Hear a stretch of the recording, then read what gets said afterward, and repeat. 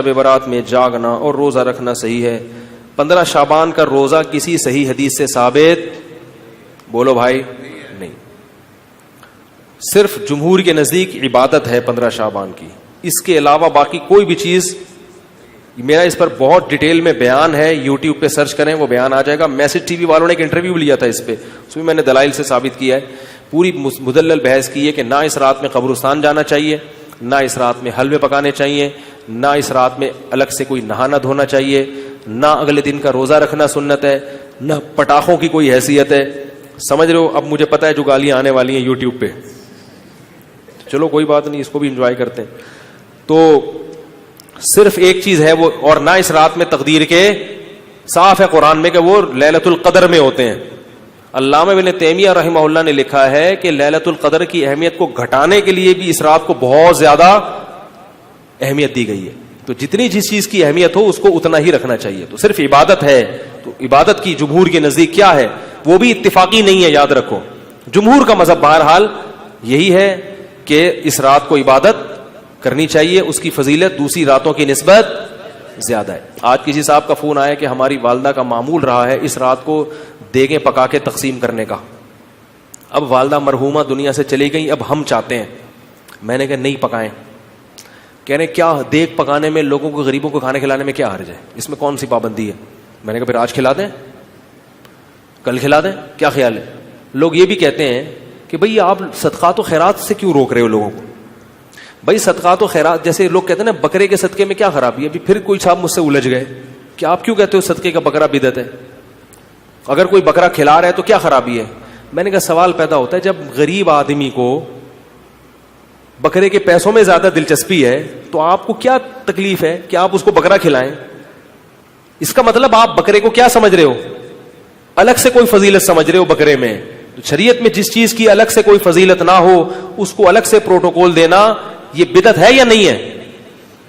غریب آدمی کو کہہ رہے یار 20,000 کا بکرا لے کے دے دیا تم نے مجھے, تو مجھے 20,000 روپے دے دیتے. اگر آپ کہتے ہو اس کے کھانے کی حاجت ہے تو راشن ڈلوا دو. 20,000 میں جو راشن ہے, بکرا ایک ٹائم پہ ختم ہو جائے گا, 2 دن چلے گا, اور راشن پورے سال چلے. اس کا مطلب یہ ہے کہ بکرا مقصد ہے آپ کا, بکرے کا لیبل لگایا جا رہا ہے, صدقے کا لیبل لگایا جا رہا ہے, مقصد کیا ہے؟ ارے بھائی, تو اس لیے وہ کہنے لگے کہ میں 15 شعبان کو چاہتا ہوں غریبوں میں دیگ تقسیم کروں, تو صدقے میں حرج کیا ہے؟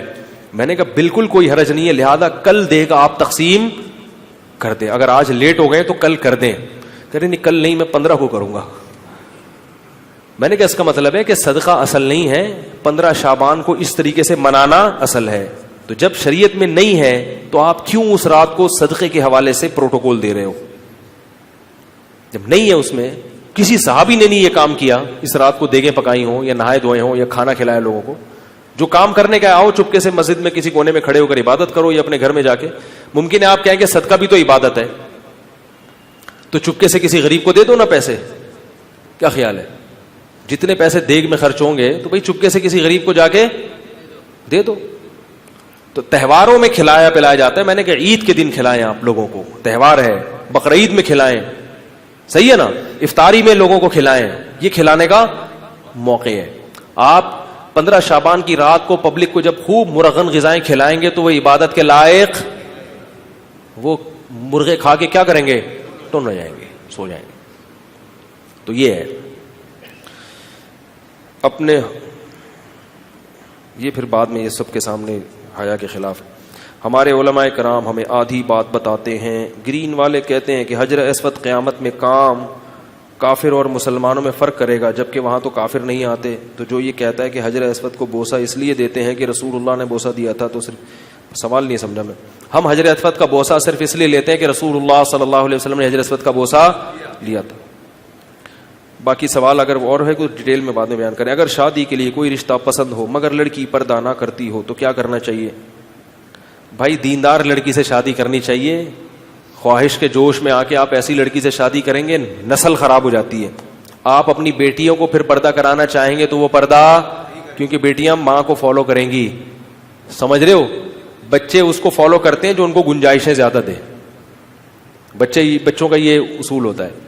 تو جائز ہونا ایک الگ چیز ہے, مگر مشورہ کبھی بھی, بولو بھائی, نہیں دیا جائے گا. باپردہ خواتین سے شادی کیا کریں, شرعی پردہ کرنے والی, تاکہ آپ کا خاندان, آپ کی نسل وہ بھی دیندار ہو. شب برات میں بیری کے پتوں سے نہانا کیسا ہے؟ نہانا ہی ٹھیک نہیں ہے تو بیری کے پتوں سے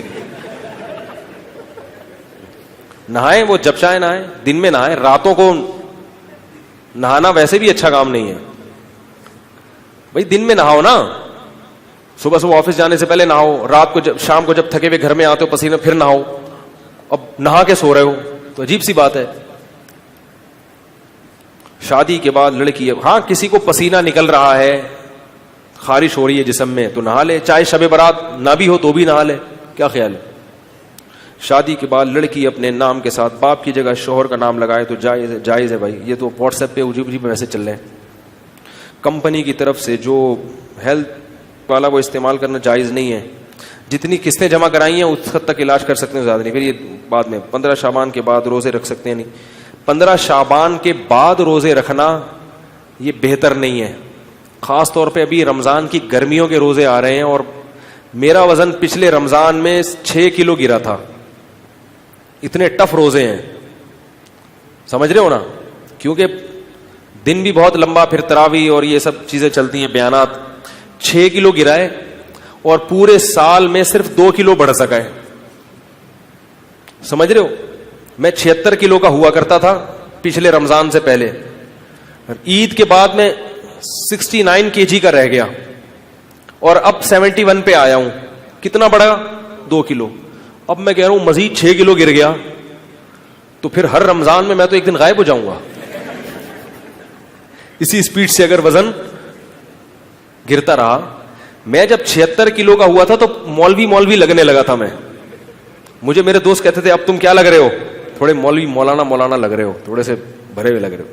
تو میں نے کہا تم لوگوں نے نظر لگا دی, اب میں دوبارہ مولانا نہیں لگ رہا میں. ٹھیک ہے, تو نہیں وزن بڑھا, 2 کلو سے زیادہ بڑھا ہی نہیں. اب پھر ڈر لگ رہا ہے کہ اب رمضان میں کیا ہوگا. تو اگر ہم شعبان میں بھی روزے رکھ لیں تو وہ تو 6 کے بجائے 8 کلو ہو جائے گا کم. تو اس لیے اس گرمی میں کم از کم اپنے آپ کو اتنی ٹینشن کا عادی. ایک صاحب, میں نے وہ ٹائم مینجمنٹ کی ورکشاپ کروائی نا, تو اس میں صبح 4 بجے میں نے جاگنگ کروائی, سب کو خوب بگایا. تو وہ انہی میں سے ایک صاحب کہنے لگے رمضان میں کس وقت دوڑے؟ میں نے کہا اللہ کا واسطہ رمضان میں آپ نہ دوڑیں. گرمیوں کے روزے ہیں, اتنا پسینہ نکل جاتا ہے. اگرچہ آپ ایئر کنڈیشن روم میں بیٹھے رہیں, لیکن جیسے ہی تھوڑا سا باہر نکلیں گے, کچھ تھوڑا سا بھی کام کے لیے نکلو نا باہر, ایک دم گرمی پسینہ, تو اتنی انرجی جسم سے نکل جاتی ہے کہ اگر دوڑیں گے تو پھر, ہاں پہلے سے عادت ہو, کوئی جمناسٹک کا ماہر ہو, دوڑتا آ رہا ہو, پھر وہ رات کو دوڑ لے, کو عادت ہے اس کے. لیکن جن کو عادت نہیں ہے تو وہ اگر اس طرح کریں گے تو رمضان میں بہت نقصان ہونے کا خطرہ ہے. اس لیے اتنا اپنے آپ کو بوجھ, میں نے کہا عید کے بعد پھر دوڑیں. چاروں اماموں نے اپنی تقلید سے تو منع کیا ہے, پھر بھی آپ لوگ ان کی تقلید کیوں کرتے ہیں؟ چاروں اماموں نے تو کتاب و سنت پر عمل کرنے کی نصیحت کی تھی, اپنی تقلید کرنے کا نہیں کہا تھا. یہ سوال اکثر لوگ کرتے ہیں. چاروں اماموں نے جو اپنی تقلید سے منع کیا ہے, یہ اپنے جیسے مجتہدین کو منع کیا ہے, پبلک کو منع نہیں کیا. اس کی سب سے بڑی دلیل, یہ جو آج کل لوگ الٹے اشکالات کر رہے ہیں نا, ان کی باتیں ایسی ہوتی ہیں کہ انسان کے, جن لوگوں میں اتنی سینس نہیں ہے, ہم ان ائمہ کو چھوڑ کر ان کے پیچھے چلیں.